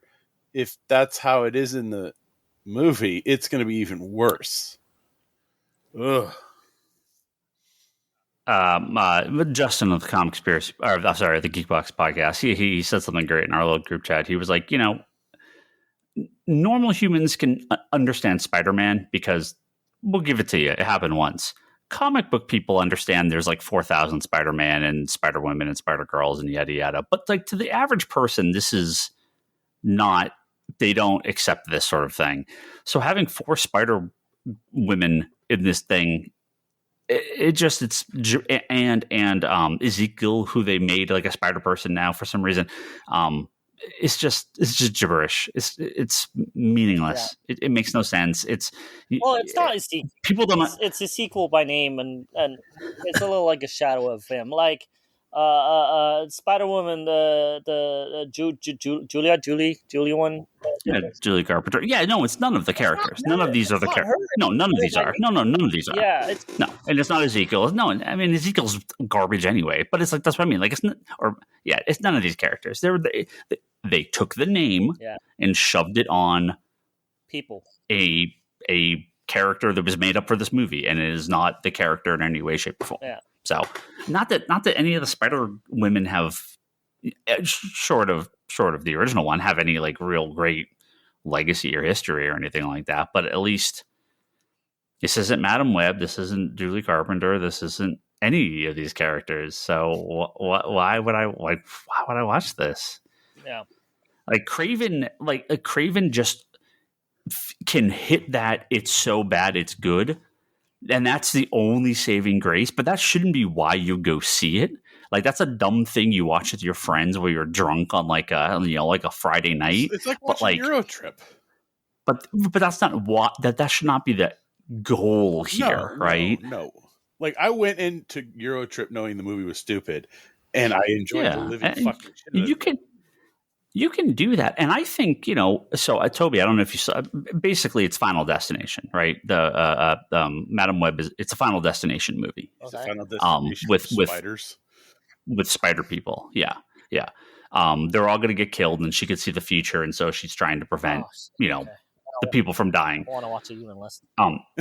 Yeah, and so she sees like visions of their deaths, and then she like saves them, and so it's beyond like on one end, I'm happy that we get like shows like She-Hulk and blah blah this, blah blah that, and think in a million years we're gonna get like Moon Knight, whether we like it or not. But I didn't think in a million years we're gonna get to that point. But now we're at a point where there's a Madam Web movie, which I never ever gonna get. So no. Like, yeah, I would have lost a lot of money on that bet. but yeah, it's. I mean, I would have lost a lot of money on a Craven the Hunter movie. I never thought that was great. But you can do these movies right. That's the problem. You can do these movies right. I don't think there's a superhero movie you can't. You can do them all right. They don't have to be like this. This is a choice. Yep. Yeah. This is a choice. Well, I think this is Fox just trying to make money. Oh yeah, of course. They're just shitting this stuff out because they're like we just have to. We have the licenses. We have to just get this out as fast as possible. They give a flying fuck about it. No. The studio just wants to make Sony, money, and so they're going to pump out as much and hope something sticks. Yeah. And I mean, isn't that why they're all doing it? Which is fine. I don't care, but you've got to have some hook. And if you can't hook us, the 4 people on this podcast, if you can't hook us, it's just not going to work. If people like us are not going to go see this, what is your audience? And you could say, "Oh, it's the kids, it's people in the future." They didn't see the Marvels either. They didn't watch Morbius either. They're not going to go see these movies. They don't care either. They're doing other stuff, right? Like, it should be a default that we are going and you want to get more people in. Mm-hmm. When we are not going, there is a problem. There is a big, big problem. And none of us, again, none of us are a bunch of racist, misogynist dickheads that are like, "Oh, the women, the black people in movies." No, it has nothing to do with it. Fucking Black Panther movie, I remember that shit. I'm kidding. It's fine. It's not a great movie, but it's fine. Right? Okay, well, but there are tons of people. Let's deviate on that one right now. Let's deviate on that one. Those people, the comic skaters, those, you're never going to get them. So don't even bother. Right? Don't even bother. You want to get us at a base in to see these types of movies. And then everyone else is like, you want to make something that's broad, general, that people can see, that a lot of people will go in and watch. And you get the comic people, and they're the hyper fans, they're the super fans, they're the ones that are going to be really into it, and and hopefully get other people into it. But it almost turned into like, the fighting and all the crazy lunatic fans on every side ruin it for the average people. And the average people don't want to go see this stuff anymore. They don't care about it. And who are you appeasing? You can't appease the psychopaths, right? So, like, it is a very weird place. There's no way to win on this. Well, I think it's you need to realize what you're presenting, right? Like, a book that's going to appeal to more people or a movie that's going to appeal to more people is a movie that has multiple characters in it that people can relate to and latch on to, right? Like, you have a variety. So like, if you look at Endgame, Infinity War, the first Avengers movie, not necessarily Age of Ultron, but like, you have all these characters that somebody can relate to one of the characters, right? When you get to the smaller things like, Iron Man, Cap, Thor, Captain Marvel, Doctor Strange, like, these are more things. This is somebody's avenue, right? This is somebody's interest. Like, somebody likes magic, somebody likes space stuff, somebody likes street level things, right? Like, there's all of these different avenues that are feeding into the bigger picture, but I don't think Marvel has that bigger picture anymore. They just have all of these things that they want to feed into something, but it's feeding into nothing. It's funny, I was just thinking about this. The next few superhero movies, the one thing I don't want to see is another origin movie. Either of them. And I think, honestly, and I don't want to, I actually, Blue Beetle just turned up on Max. I do want to give it a chance and give it a good watch, but it's fun. Yeah, it's fun. It's nothing special, but it's fun. But I'd be honest with you, the reason why, again, we talk about fatigue sometimes here, but I think I was just not in a mood to watch another origin movie. Like, yeah, it's the same as all the rest, but it's enjoyable, and I'm sure the Marvels is enjoyable, right? But the movies I brought up earlier, look at like Barbie, right? And look at Oppenheimer and look at Mario, right? Well, what these all had, I mean, they're very different movies, obviously, right? But Greta Gerwig has her vision, and really, to the best as I could tell, didn't deviate too much from it, right? Obviously was looking for to tell this very this kind of specific story. It's with an IP, it's with an existing thing, but that is not a Barbie movie that a bunch of Mattel execs and Hollywood people come up with. That is a creative movie by a creative person that uses a known IP to do something unique and tell a real story with. Oppenheimer, obviously Nolan. No one's ever going to tell Christopher Nolan what to do. He writes his own ticket. He doesn't care, right? Matt Damon said in an interview about Oppenheimer, he's like, he had taken a break. He talked to his wife because they were raising their kids, and he goes, all right, I'll take a break, but if Nolan calls me, then I go back to it. Right? Yeah. Like, and with Mario, I why I think that movie did so well is because Illumination knows how to make kids movies, but the quality on those, look, they're for kids. I'm not saying they're bad, but they are extremely kid movies, right? They don't try to aim at adults. Shigeru Miyamoto and the people at Nintendo are hypersensitive of their products at this point. Bless you. And they know, like, if they gave these freely, especially to an American company, they could do they have in the past, and they could do some real damage and really. Oh, come on, man. Hurt the 90s Mario movie? I do. Look, I love all that stuff because I was a kid and I watched it, but it is. But look, I love Captain N. It is not good, but I love it. But it is not good. Mario did such a good job of taking a mixing of the corporate kid-driven America and the internal strength of Nintendo and the Japanese studio and Miyamoto and their vision, and put them together. So it's a mix of the extreme. Again, Illumination's extreme corporate, and Nintendo, while obviously a very corporate company in certain ways, is like, the company every company should strive to be, right? They just the way they're run and pay structure and the love that all the employees have for the company that they work for. And so that is just not the case in many movies, and it can't be, right? But Marvel felt like it had that for a while, right? DC, it never really did. They were, as much as I liked them, they were trying to force Justice League as fast as possible. There was never any real build-up. They have pockets. They did, but it was like the DC movies that have worked the best have been the standalone ones that kind of do their own thing. Marvel really grabbed and did this well. Sony is smoking crack in the back of the room. Like, I don't know what the hell they're doing. They're just like, shit out as much as we can as fast as possible. Make it garbage, because there have been 3 Spider-Men in our lifetimes. Yeah, well, in those, right? I mean, I think all the MCU stuff, that's, I would think mostly Disney running that ship. I would guess Sony had a little to do with those movies. No, and that partnership. Remember, we had the Tobey Maguire ones, and then we had 3 rebooted. Yeah.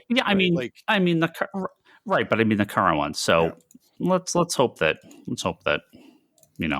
Disney can spin this around and fix it. Like Sony, I have no hope for. That's no for it all.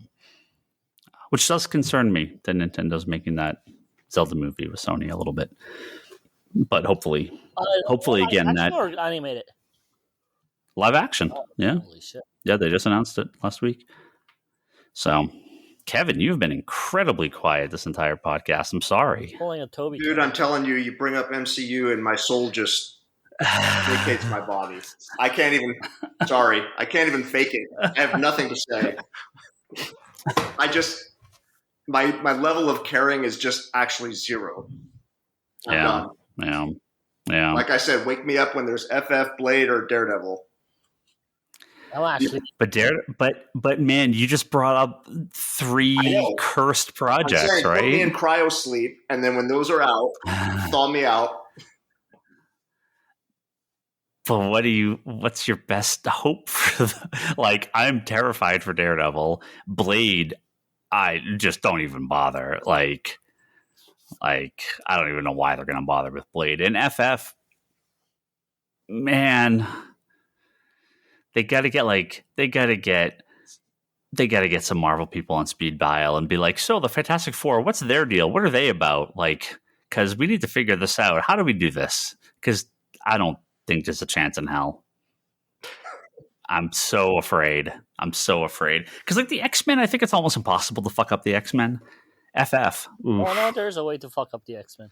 There's definitely a way to fuck. I just think for X-Men, you go Game of Thrones and you do it as an expensive television show. Like with all of those characters, you're going to service all that in a 2-hour movie, or you? No. Anyway, but yeah, sorry, I got nothing to add. That's okay. That's all right. Well, unless we have anything else, we'll go ahead and wrap up this wonderful episode. It has some comment. Oh yeah, Kevin. The Lex Luthor announcement. Oh yeah. So I had no idea who this guy was. What the fuck? Get out! Yeah. I already got yelled.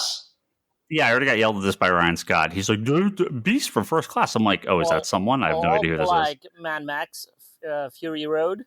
Yeah. Apparently, I don't know who he is in that. I have no idea. He's that weird guy with the fucking weird lip shit. Oh, the weird guy in Mad Max. Yeah. Got it. Excellent. Narrows it down. Yeah. Happy to help. Excellent. Happy to help. Fantastic. Call me anytime, Ryan Higgins. Fucking Beast. Yeah, I know he's Beast. I know. Everyone's telling me that is generic white dude number 7. Like he's nothing. Is he anything? Has he been in other stuff? Yeah. I have no idea who this guy is. He was a child actor. He's had a long career. He's like a legit actor too. Yeah, that's cool. It's a human with skin. Fantastic. Is he bald? Is he shaving his head? What do you mean? No, he's not. He's not Xavier. It's Luthor. Rule number 1 for Luthor. Does he have a shaved head? Yes or no? No, I started faking a Beast. He threw me off. Luthor. Shave him down. Yeah, no, he threw me off. He threw me. Yeah. Yeah, it's weird. Look, I think it's possible to not have Lex Luthor in a Superman movie, but all reports are the Authority is the villain in the movie, and because they just cast how's her name? They cast him. They cast no, not Jenny Spark. They cast Yeah, what is that character's called? The Creator? No, I am completely blanking on it. I'll look it up. No, not Jenny Sparks. Not Jenny Sparks. Edit this part out so it looks smart.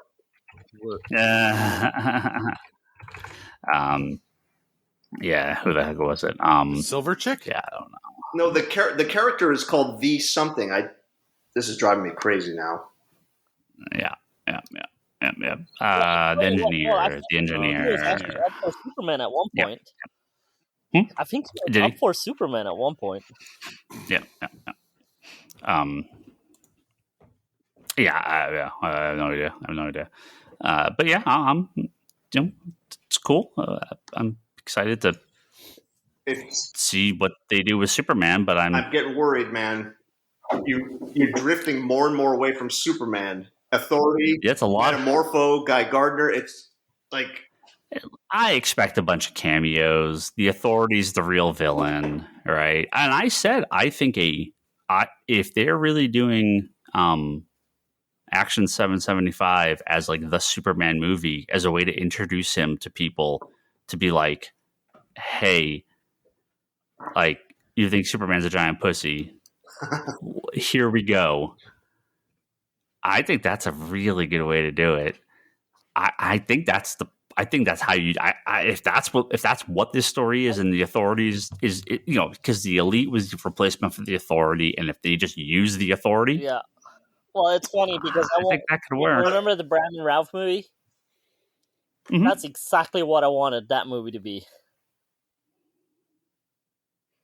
The Superman or the Action 75. It's exactly what I wanted that movie to be because they made it so like Superman's coming back. That's where I wanted. I wanted the people of Earth to be like, "Fuck, we don't need you anymore."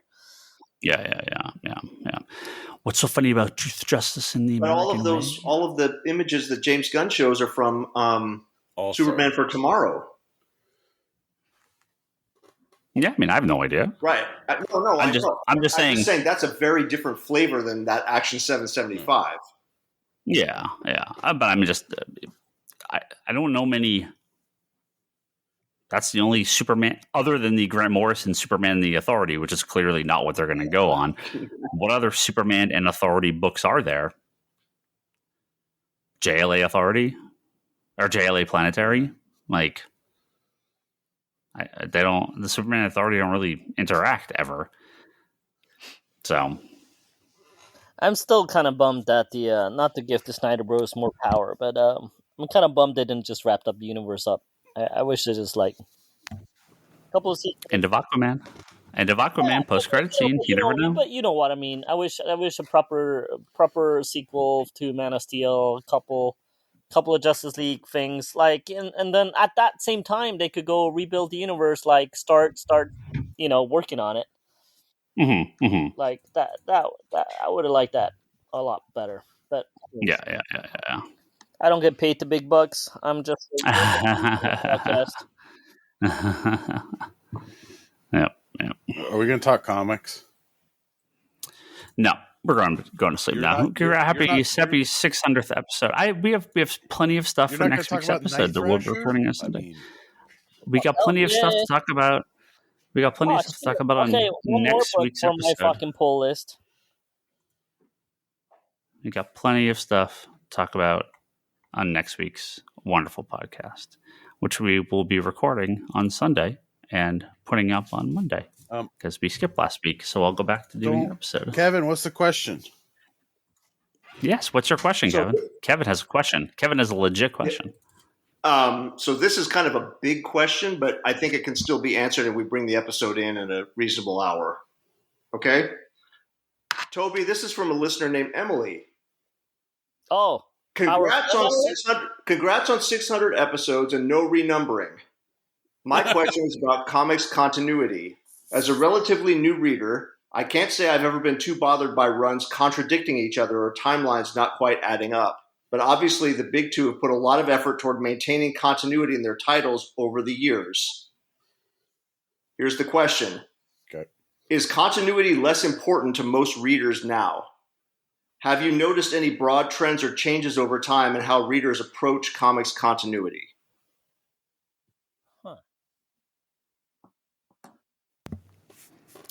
Well, I mean, I have my answer. I'm pretty consistent on this, but I want Brock and Toby. We get some opinions from them first. I think comics continuity really just it applies to where comics impact you the most or when they impacted you the most. Those can change and augment if the quality of the book is good. But I think the continuity that you fell in love with comics is the ones that you kind of want to gravitate towards and hold on to, even though the natural order is for it to change and move and become something new and different. It also just depends on, are you okay with change? I think of I think it's Paul Levitz. I think of the Paul Levitz quote where I'm going to paraphrase it, where it was something like, continuity means Superman is from Krypton, Batman's parents were killed in an alley, Wonder Woman's from Paradise Island, and beyond that, just tell your story. Yeah. My line has been, the origin matters, what happened last issue matters, and that's kind of about it. Because it's impossible. It might have been possible the first 10, 20 years, but now, I want a standalone miniseries of Spider-Man will be about Peter Parker in New York City. He may be married to Mary Jane, he may not. There's options there. Like, it could be a little, you can kind of have it either way. But I would expect if it was today, he wouldn't be married. A Batman miniseries will be about Bruce Wayne under the cape and cowl. All right. Is Alfred alive? Maybe, maybe not. Again, I think there's some flexibility with certain elements, but that core is going to always be there. The monthly books should have continuity within at least the current arc, the current creative team, the current slate. I'm okay with a hand washing away of, I thought that guy died in Detective 219 back in 1970. It doesn't matter. They came back. It's fine. We figured it out. it is impossible to put this stuff into a timeline. It's going to be retconned and overridden. And I think especially with a lot of writers too, everyone's going to want their, Nightwing and Batman have that. It's their stamp. That clash, that confrontation. It's unique. Well, it's not unique, but it's something you do it once, you do it twice. Oh, we've seen it 80 or 90 times now, but everyone's going to have that moment where the characters have to have that, and then they come back, and you just can't do it 2 issues in a row, 3 issues in a row, 5 issues in a row. You have to. You're going to have similar themes to get resolved over time, and creators are going to come in, and well, I think it's the creators are. There's only so many ideas, right? But do you think readers care? At the end of the day, no. A good story trumps continuity every single time. Well, they care about the story that's in front of them at the moment. Yeah, they may say they care. I'm gonna say I care because my favorite heroes all are based in continuity. Like, the Nightwings wouldn't exist if there wasn't continuity. But we also have over lots of time now where they have rebooted and resoft rebooted and all that stuff, and Christ and changed everything. Like, when I write books growing up, I kind of made my own timeline. Like year 1 was just Batman year 1, and then I kind of made my own little timeline, I guess. And that at first I didn't realize that certain books were actually out of the real timeline, and then later they became part of the real timeline anyway. So I do kind of like timelines and continuity, but Ryan is right. I think great stories above all. But I also liked, I think many podcasts ago, Ryan talked about hypertime, or his theory of hypertime. Do you remember this? Yeah. I mean, they bring it back occasionally. I kind of go with that. Like, main events, they exist. And obviously, with real time happening, certain things need to get updated. Therefore, the whole Ryan's hypertime theory, I'll sign up to that, because so like main events happen in heroes, or in the books, and those kind of are pillars that stay, and then you build stories around that. So I go with that. Fixed points in time is what a lot of like Star Trek uses, and that there are certain moments that like Batgirl gets shot by the Joker, right? The continuity may shift around it, right? But they're never going to pull back up from that. I think that is something. And again, Killing Joke was that's good. Not necessarily a continuity story, right? For me, that always was, right? But I didn't realize at the time that wasn't in continuity, so that's why I was like, it became into it later. So I'm going with hypertime. I'll give you the one word. My one word. I'll give you my one word answer to anybody who cares about continuity. Hawkman. That's my answer to just ignore continuity and enjoy what you enjoy, and move on. And I've said this so many times. You have guys like Jeff Johns that can take that, and they do some beautiful stuff. Put a timeline to it, make it work, fix it, change it, update it, play around with it, and then you have people that are just like, no, I'm not doing that. I just don't care. So the best things to do in comics is to acknowledge that stuff and fix it, make it better, change it, make it work. But if you don't have to know what. Is he Paste Pot Pete? Is he the Trapster today? Like, it doesn't matter. Like, you call him whatever you want to call him, right? Yeah, he changed his name back. Doesn't matter. It's fine. It's cool. It totally doesn't matter. But wait, Ryan, if Ben Grimm fought in World War II, how old must he be today? Well, hypertime, right? So that's why I agreed to Ryan's hypertime explanation. Yeah, exactly. Yeah. No, and that's what you have to do, right? It's the Marvel's always had that sliding continuity. DC's less so, but it's the only way to do it. Yeah, this is the people that argue about characters' power levels and who could beat who. those tend to not be, I don't want to say real comic fans, but long-time comic fans, because you get to the point where you realize there's no answer. It's all made up. It's all fake. It doesn't matter. You can write any character to beat any character. Any character can stop another character. Any character can lose to that sort of thinking is not. It doesn't work. Same thing when I get customers coming to the store. I feel like a broken record. I think it's like the 10th time I've said this week, because I've had to have this exact same conversation. But you don't read every Batman comic. No. That's just not how this character works. No. People have, especially around the holidays, people are like, oh, a kid that likes Spider-Man, where do you start? And I'm like, I want to read I want them to start them at the beginning. And I'm like, yeah, really, that's not how this works. And that's part of continuity, right? Do those original stories matter? Maybe. Kind of. It can. If you want them to. It's, I mean, it's not. It's great. You can adjust it all you want. Going back and reading a Batman #1 or Detective 27 or Action Comics #1 or, Amazing Fantasy 15 or they are dated. They are hard dated, right? It doesn't mean you shouldn't read them. No, but if you're wanting to pique interest and you're wanting to get people into something, then you kind of want to meet them where they're, where they can, get on easy, right? Something that's going to be more modern, that they're going to enjoy out the gate more. So, I think the greatest continuity experiment I can think of is the Grant Morrison Batman run, where his basic premise was, for those who haven't read it, his basic premise was, we're going to start with the assumption that every Batman story happened to this guy. Not over 70 years, over 15 years. Yeah.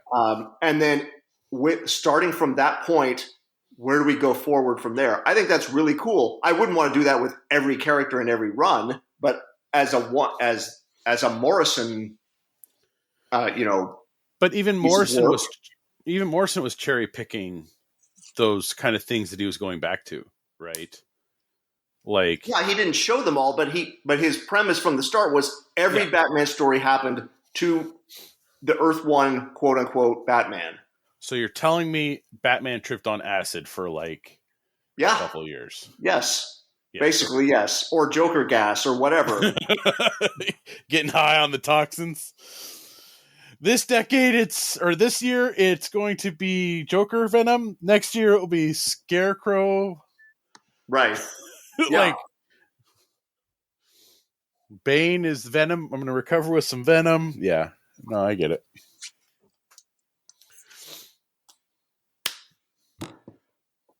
There you go. There you go. And then continuity. Tune in, everybody, next week for the all new, all different Comics Conspiracy episode 1. No, what? Continuity. What are you talking about? We're going to be 1.82C. Yeah, we have to do the point ones first. The continuity of the Comics Conspiracy is very, very tight. It never changes. Our love of the Snyderverse continues forever. Oh man, we're not going to do a Fast and Furious numbering. I can't quote the episode number, but there was an episode where Ryan said he is skipping the Joker sequel if Lady Gaga's in it. Yeah. So, by strict continuity, that's now set in stone. So this is all a fucking setup for this. Well done. Holy hell. That was pretty well done. See, you should know the first lie when I said I was going to skip a DC thing, right? But we'll see. I'll be watch that first trailer. Let me get to that first trailer. I mean, if it's if it's a full-on musical, I don't know that I can do it. I may just have to. I may have to just bow out. I want to live in the world where you go to a box office with a ticket for Kraven the Hunter, but you stay home when the Joker, your favorite comic book movie, Joker, has a sequel by the same creative team, and you stay home. That is Ryan Higgins. It's a real weird world. We're going to call that. Okay? Toby would call that Earth Higgins, Earth H. Craven, yeah, man, you got to get me. Well, that's a date. That's different, right? Yeah. So that is literally, Ryan. That is the one set of circumstances in any multiverse where I would be going to that movie. Is that? Gotta make sure they have alcohol before, right? Are you kidding? That flask is coming in the room with me. I don't care if we go to a 10 a.m. It's coming. You're drinking? It's 5 a.m. It's 5 p.m. somewhere. Yeah, and I gotta watch this movie. Day drinking's the only way you're getting through. Hey, I'll have a mimosa. It'll be a brunch screening. Day drinking for Craven. Yeah, it's the only way to get through it. All right. Maybe thank you all. Maybe we just need to start imbibing things before we go watch some of these movies, just to numb ourselves. Might make them better. Well, thank you all. Thank you for the question. Thank you all for who sent that in? Emily. Oh, Emily. Thank you all, everyone, for listening to the past 600 episodes of this nonsense. If you're still listening, it's 13 years in March. Yeah, I know. Sure is. Thank you all. Especially thank you to our high-tier Patreon backers, Edward at the Geeky Villain. Oh, sorry, Edward at geekyvillain.com. No, just geekyvillain.com. The Lowdown with Luke and Derek on Spotify and YouTube. Joe Duff, Kelsey May, Craig Anderson at the Executive Evolution Podcast, Jimmy Rivera at the Social Forum Podcast, and Talon Bray. Thank you all very much for your continued support and everyone that supported us for the last 600 episodes, as ridiculous as that is. Only 600. Yeah. Comic Conspiracy Podcast, so you can find our previous episodes on Apple Podcasts and all those podcast services. Again, go to patreon.com/comic conspiracy. Kick us a couple bucks if you would like. Always appreciated. Comicsconspiracy.biz is our store website. And this Black Friday /Cyber Monday weekend, you might want to keep an eye out there.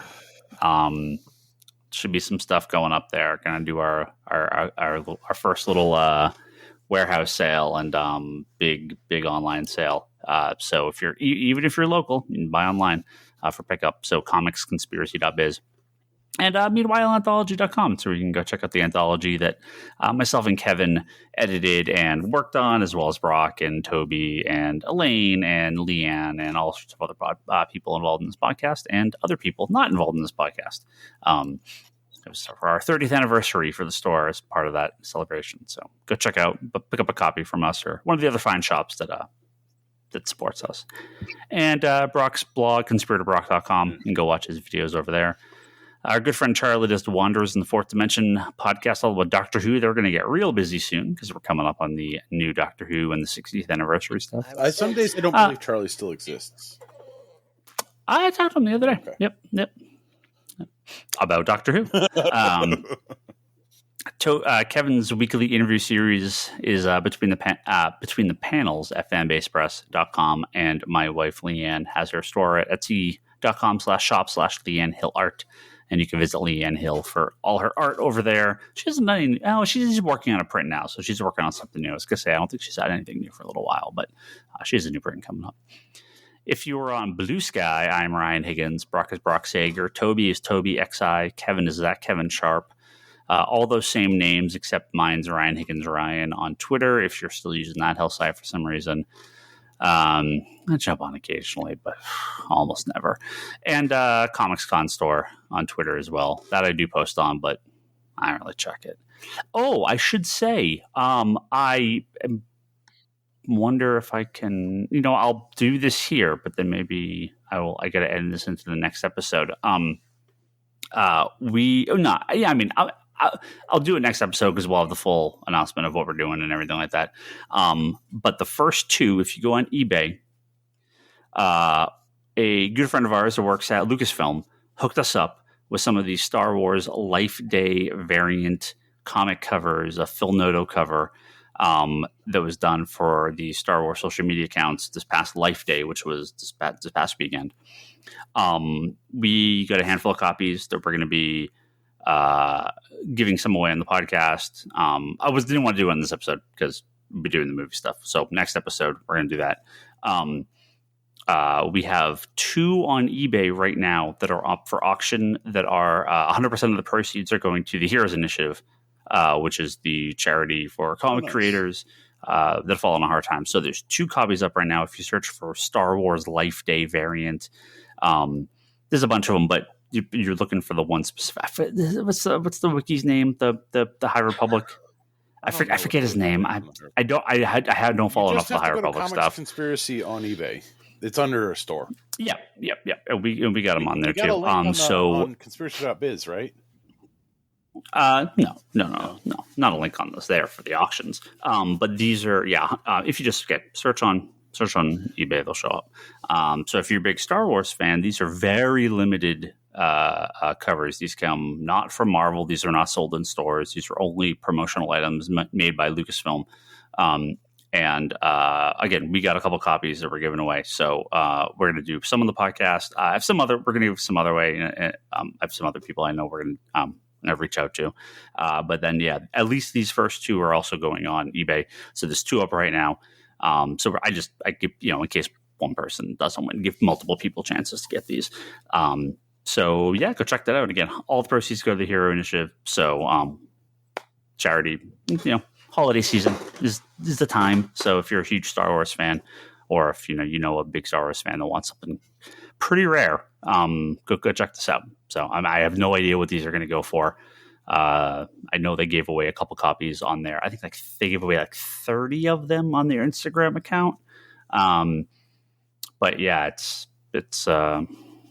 it's pretty cool. So definitely a chance to get some cool Star Wars comics that pretty much impossible to get otherwise. So and listen to this podcast next episode, because we will be doing a giveaway here as well. So if you're listening to this podcast, you want to get a chance to win, we'll do that next week. Okay, that is it. Thank you all very, very much, and we'll see you next week. Later. I think so. I think we're done. See you next week.